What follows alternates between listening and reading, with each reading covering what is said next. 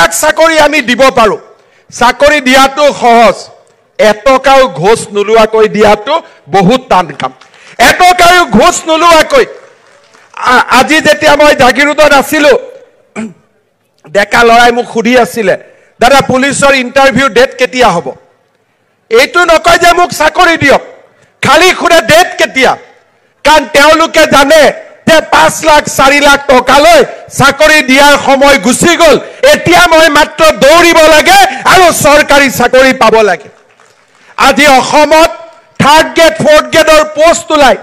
কোনো আমাৰ ওচৰত নাহে চাকৰি কাৰণে এচিএছ এপিএছৰ চাকৰি ওলাই কোনো আমাৰ ওচৰত নাহে কিয় নাহে আমাৰ ওপৰত বিশ্বাস নিৰ্মাণ হল যে এইখন চৰকাৰে টকা নাখায় চাকৰিৰ নামত টকা নলয় দুখীয়া আৰু দৰিদ্ৰ মানুহক চৰকাৰী চাকৰি কৰ্ম সংস্থাপন দিয়াই আমাৰ আটাইতকৈ পবিত্ৰ ধৰ্ম এই কথা যি অসমৰ প্ৰতিজন দুখীয়া মানুহে বুজি পায় শ্ৰদ্ধাৰ ৰাইজ যেতিয়া মই তাতে গৈ কৈছিলো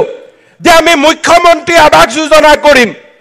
তেওঁলোকে কয় যে স্যাৰ আসাম में कैसे संभव होगा অসমত সকলো সম্ভৱ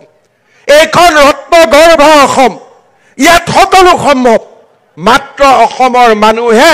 যেনেকে লাচিতে সংকল্প লৈছিল মই মোগলক হৰুৱাম তেনেকে আমি সংকল্প লব লাগে এবাৰ সংকল্প লব লাগে যে খেতি পথাৰবোৰ খালি হৈ পৰি থাকিব নিদিও এবাৰ সংকল্প লব লাগে মই ডেকা লৰা দেউতা মাক কষ্ট নিদিও নিজে কিবা এটা কৰি খাম এবাৰ সংকল্প লব লাগে আন্দোলন নকৰো পঢ়িম এবাৰ সংকল্প লব লাগে মই পঢ়ুৱাম এবাৰ সংকল্প লব লাগে গাঁৱে ভুৱে আমি খেলা ধুলা সংস্কৃতিৰ পৰিবেশ এটা নিৰ্মাণ কৰিম এইখন মোৰ শুৱনি অসম এইখন মোৰ সুজলা সুফলা অসম এই অসমখনত যোৱা 20 বছৰে বোমা গুলি বাৰুদেৰে আমাৰ এই মৰমৰ অসমখনক আমি এক অন্য ৰাস্তালৈ লৈ গৈছিলো আজি অসমখন উভতি আহিছে পুনৰ সেই সুজলা সুফলা অসমখন আমি যেন কৰবাত দেখিবলৈ পাইছো আৰু এই অসমখনক আমি যদি আগুৱাই লৈ যাব পাৰো লাচিতে যেনেকে মোগলক পৰাস্ত কৰিছিল আমিও বিকাশৰ নতুন জয়গানেৰে আমি ভাৰতৰ ভিতৰতে আমাৰ ৰাজ্যখনক আমি প্ৰতিষ্ঠা কৰিব পাৰিম শ্ৰদ্ধা ৰাইজ আমি সংকল্প লব লাগিব বহুত হৈ গল ৰাজনীতি বহুত হৈ গল ধৰ্ণা ধৰ্মঘট আন্দোলন একো ফল নিদিয়ে তাত ফল দিব যেতিয়া আমাৰ আই মাতৃসকলে আত্মসহায়ক গোটৰ জৰিয়তে নতুন দিনৰ সপোন দেখিব যেতিয়া আমাৰ ল'ৰা ছোৱালী বিলাকে পঢ়া শুনা কৰি একোজন মানৱ সম্পদ হোৱাৰ সপোন দেখিব তেতিয়া আমি আগুৱাই যাব পাৰিম যেতিয়া আমাৰ জ্যেষ্ঠজনে আমাক শুদ্ধ ৰাস্তা দেখুৱাব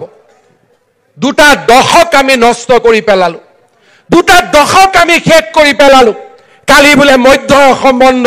কালি বোলে উত্তৰ অসম বন্ধ কালি বোলে দক্ষিণ অসম বন্ধ কালি বোলে অসম বন্ধ কালি বোলে গ্ৰেনেড বিস্ফোৰণ কালি বোলে বোমা বিস্ফোৰণ সেই পৰিবেশ খলনি কৰি এতিয়া অসমৰ নাম আমি কৰিছো অমৃত বৃক্ষ আন্দোলন বিহুৰ জৰিয়তে গিনিজ ৱৰ্ল্ড ৰেকৰ্ড দুৰ্নীতি নকৰাকৈ 1 লাখ চৰকাৰী চাকৰি আৰু দুৰ্নীতি কৰা অফিচাৰ সিধা সিধি জেলত কোনো বেলেগ ব্যৱস্থা একো নাই এইখন অসমত বসুন্ধৰা আঁচনিৰ জৰিয়তে 3-4 লাখ লোকক মাটিৰ অধিকাৰ প্ৰদান কৰা জনজাতীয় লোকসকলৰ সমস্যা সমাধান কৰা আজি আমি একো এটা পৰ্যায় ৰখা নাই আপোনালোক আমি সকলোৱে এখন নতুন অসম নিৰ্মাণৰ কামত আমি নিজকে নিয়োজিত কৰিছো অসমৰ ৰাইজে যোৱা 3টা বছৰ আমাক যি অকুণ্ঠ সহায় সহযোগিতা আগবঢ়ালে হি এক নতুন অসমৰ ভেটি নিৰ্মাণ কৰিলে আজি আপোনালোকে চিন্তা কৰক জাগিৰোডত বহুত বিধায়ক আছিল জাগিৰোডৰ সেই আইবিটো সদায় তেনেকে পৰি আছিল জাগিৰোড পৰিৱৰ্তন হ'ব পাৰে কোনেও চিন্তা কৰা নাছিল আজি পিজুজ হাজৰিকা ডাঙৰীয়াই সেই সপোন দেখিবলৈ সাহস কৰিছিল বাবে আজি জাগিৰোডৰ জীৱনলৈ পৰিৱৰ্তন আহিল সপোন দেখাৰ সাহস লাগিব আৰু সপোন দেখাৰ বাবে জাগিৰোডৰ ৰাইজৰ আশীৰ্বাদ লাগিব 114 কোটি টকা এটা দিনত জাগিৰোডৰ মানুহে আগতে কেতিয়াও মই 20 বছৰ ধৰি বিধায়ক হৈ আছো বহু কেইজন জাগিৰোডৰ বিধায়কৰ লগত মই একেলগে কাম কৰিছো কাকো মই সমালোচনা নকৰো পৰিবেশ নাছিল আজি আমাৰ অসমত এটা পৰিবেশ নিৰ্মাণ হৈছে আৰু পৰিবেশ নিৰ্মাণ হৈছে বাবে আজি আমি মৰিগাঁওৰ দৰে জাগাটো মেডিকেল কলেজ বনোৱাৰ কথা চিন্তা কৰিব পাৰিছো আজি পৰিবেশ নিৰ্মাণ কৰাৰ বাবে আজি আমি জাগিৰোডত বৃহৎ উদ্যোগৰ আমি সপোন দেখিব পাৰিছো আৰু মোৰ সপোনটো বহুত আগলৈ মই যেতি মাজে মাজে কওঁ যে ব্ৰহ্মপুত্ৰৰ তলেদি টানেল হ'ব মানুহে মোক হাঁহে এতিয়া সাহসেৰে কৈছো কাৰণ হোৱাটো নিশ্চিত হৈ গ'ল যেতিয়া মই আঁচনিবিলাকৰ কথা কওঁ তেতিয়া মানুহে কয় যে কেনেকৈ সম্ভৱ অসমৰ মানুহৰ আশীৰ্বাদ থাকিলে অসম্ভৱকো সম্ভৱ দিনকো ৰাতি কৰাৰ শক্তি আমাৰ আছে একেলগে মিলি আমি সেই সপোন দেখিম আৰু সেই সপোন আমি বাস্তৱত ৰূপায়িত কৰিম হৰাইঘাট যুদ্ধত লাচিত জিকিব বুলি কোনেও ভবা নাছিল কিন্তু লাচিতে জিকি প্ৰমাণ কৰিছিল যে অসমীয়াই সকলো কৰিব পাৰে আৰু সেই নতুন দিনৰ বাবে আমি সাজু হ'ব লাগিব 2024 বৰ্ষ অসমৰ বাবে সুন্দৰ হওক অসমৰ বাবে সমৃদ্ধিশালী হওক 2024 চনত ভগৱান আৰু আমি সকলোৱে আশা কৰিছো নৰেন্দ্ৰ মোদী যাতে তৃতীয়বাৰৰ বাবে দেশৰ প্ৰধানমন্ত্ৰী হয় আমাৰ ৰাজ্যখনক আৰু আমাৰ দেশখনক গৌৰৱৰ এক নতুন গাথালৈ মোদী ডাঙৰীয়াই যাতে লৈ যাব পাৰে আজি আমাৰ কল্পনা সীমিত নহয় আজি আমি চন্দ্ৰলৈও যাব পাৰো G20 সভাও আমি ভাৰতত কৰিব পাৰো এদিন যি আমেৰিকাৰ ৰাষ্ট্ৰপতিৰ এপইন্টমেন্ট নাপাইছিল সেই ভাৰতৰ প্ৰধানমন্ত্ৰী আমেৰিকাত গলে আমেৰিকাৰ সংসদে থিয় হৈ আমাৰ প্ৰধানমন্ত্ৰীক অভিবাদন কৰে এয়া নতুন ভাৰত এয়া নতুন অসম 2024 চনে সেই নতুন ভাৰত সেই নতুন অসমৰ সংকল্পক আৰু শক্তিশালী কৰক বিকশিত ভাৰত বিকশিত অসম আত্মনিৰ্ভৰশীল ভাৰত আৰু আত্মনিৰ্ভৰশীল অসমৰ এক নতুন গাথা নিৰ্মাণ হওক মোৰ শুৱনা মোৰ সুফলা সুজলা এই অসমখনে আৰু আগবাঢ়ি যাওক 2024 চনৰ বৰ্ষটো প্ৰতি বছৰে অনুষ্ঠিত জোনবিল মেলাই অসমৰ প্ৰাচীন পৰম্পৰাৰ গৰিমামণ্ডিত ইতিহাসৰ কথা আমাক সোঁৱৰাই দিয়ে পাহাৰৰ পৰা মামা মামীসকলে এই মেলালৈ আহি বিনিময় পথাৰে বস্তু ক্ৰয় বিক্ৰয় কৰা গোভা ৰজাৰ দৰবাৰ আদিয়ে এই মেলাৰ অনন্য বৈশিষ্ট্যৰে অঞ্চলটোক মহিয়ান কৰি ৰাখিছে জাগিৰোড সমষ্টিৰ পবিতৰা অভয়াৰণ্য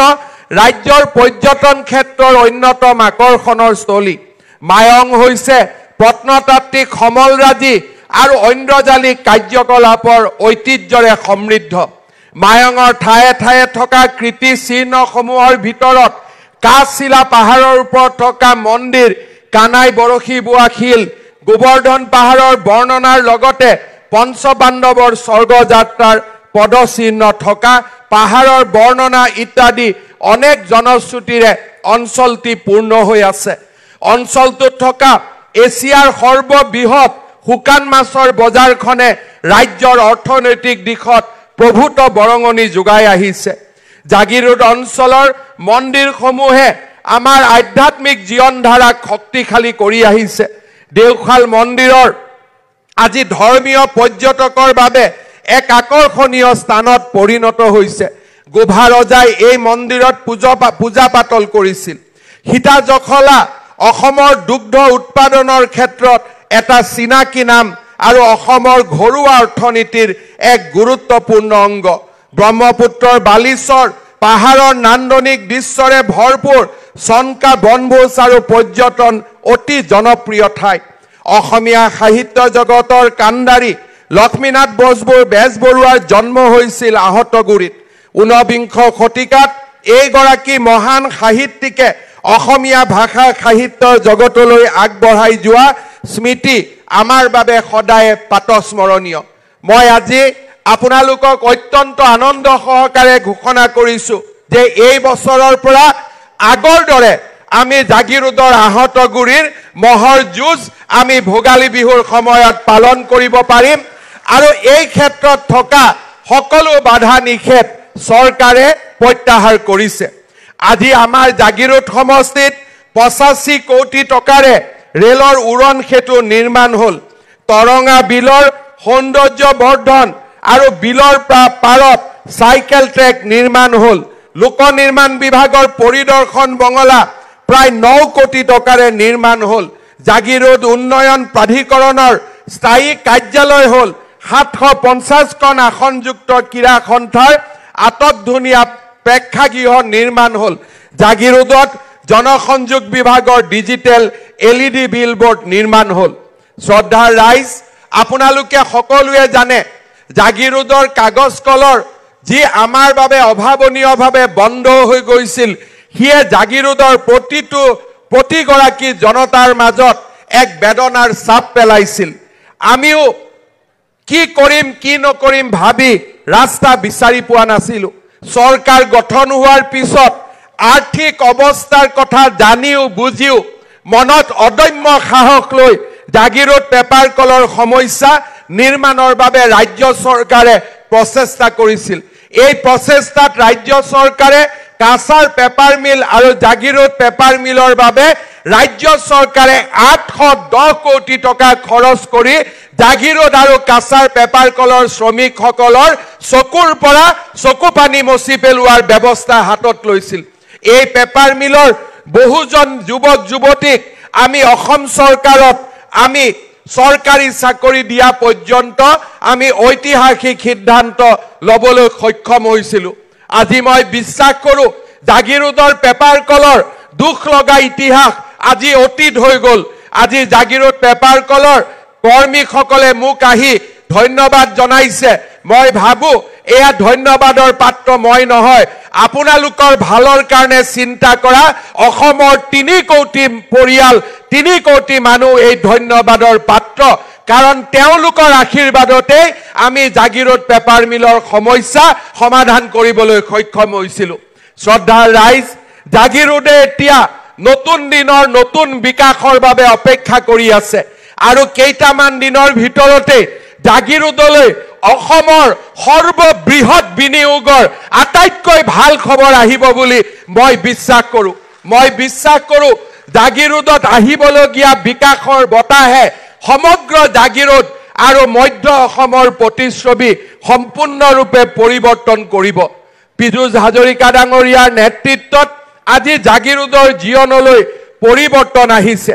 এই পৰিৱৰ্তনৰ লগত সংগতি ৰাখি আজিৰ সভাতে জাগিৰোড চহৰৰ নলা নৰ্দমা আদি নিৰ্মাণ কৰাৰ বাবে মই ৰাজ্য চৰকাৰৰ পৰা এখন 50 কোটি টকাৰ আঁচনি আজিৰ সভাতে মই ঘোষণা কৰিছো শ্ৰদ্ধাৰ ৰাইজ এই টকা ব্যয় কৰি আমি সমগ্ৰ জাগিৰোড চহৰখনৰ আমি প্ৰতিচ্ছবি পৰিৱৰ্তন কৰিবলৈ প্ৰচেষ্টা কৰিম জাগিৰোডত এটা নতুনকৈ অগ্নি নিৰ্বাপক কেন্দ্ৰ গঠনৰ বাবেও মই আজিৰ সভাতে আপোনালোকক প্ৰতিশ্ৰুতি দিছো ইয়াৰ লগতে জাগিৰোডৰ ভাগাৰাৰ পৰা আমছৈলৈকে এই সমগ্ৰ পথছোৱা 66 কোটি টকা খৰচ কৰি অসম মালাৰে মই পুনৰ নিৰ্মাণৰ বাবেও আজিৰ সভাতে আপোনালোকক মই প্ৰতিশ্ৰুতি প্ৰদান কৰিছো নৱগঠিত জাগিৰোড সমষ্টিত মৰিগাঁও চিকিৎসা মহাবিদ্যালয়ও অন্তৰ্ভুক্ত হৈছে মই বিশ্বাস কৰো আজিৰ পৰা 2 বছৰৰ ভিতৰত আমি মৰিগাঁও মেডিকেল কলেজখনো অসমবাসী ৰাইজলৈ আমি আগবঢ়াই দিব পাৰিম শ্ৰদ্ধাৰ ৰাইজ প্ৰধানমন্ত্ৰী নৰেন্দ্ৰ মোদী ডাঙৰীয়াৰ আশীৰ্বাদত আজি আমি অসমখনত এনেকে আগতে কেতিয়াও চিন্তা নকৰা অজস্ৰ উন্নয়নমূলক কাম আমি হাতত ল'বলৈ সক্ষম হৈছো শ্ৰদ্ধাৰ ৰাইজ নিৰ্বাচনৰ সময়ত আমি প্ৰতিশ্ৰুতি দিছিলো যে 1 লাখ যুৱক যুৱতীক আমি চৰকাৰী চাকৰি দিম 90,000 যুৱক যুৱতীক চৰকাৰী চাকৰি দিয়াৰ পিছত এতিয়া আমি অসমত নতুনকৈ আৰু 40,000 যুৱক যুৱতীক চৰকাৰী চাকৰি দিয়াৰ পথত আগবাঢ়িছো আজি আমি অসমৰ নিবনুৱা যুৱক যুৱতীসকলক চৰকাৰী চাকৰিৰ সমান্তৰালভাৱে যাতে নিজৰ ভৰিৰ ওপৰত নিজে থিয় হৈ তেওঁলোকে অসমত এটা উদ্যোগীকৰণৰ বাতাবৰণ নিৰ্মাণ কৰিব পাৰে তাৰ বাবে আমি যুৱক যুৱতীসকলক বেংকৰ কোনো ধৰণৰ মৰ্টগেজ নোহোৱাকৈ চৰকাৰৰ পৰা পোনে পোনে 2 লাখ টকাৰ সাহায্য দিয়াৰ আন এখন আঁচনিও আমি ইতিমধ্যে আৰম্ভ কৰিছো এই আঁচনিখন যিসকল যুৱকে লাভ কৰিব তেওঁলোকক 2 লাখ টকা আমি তেওঁলোকৰ বেংক একাউণ্টলৈকে হস্তান্তৰ কৰিম আৰু ভৱিষ্যতে তেওঁলোকে এই 2 লাখ টকাৰ উপৰিও বেংকৰ পৰা যাতে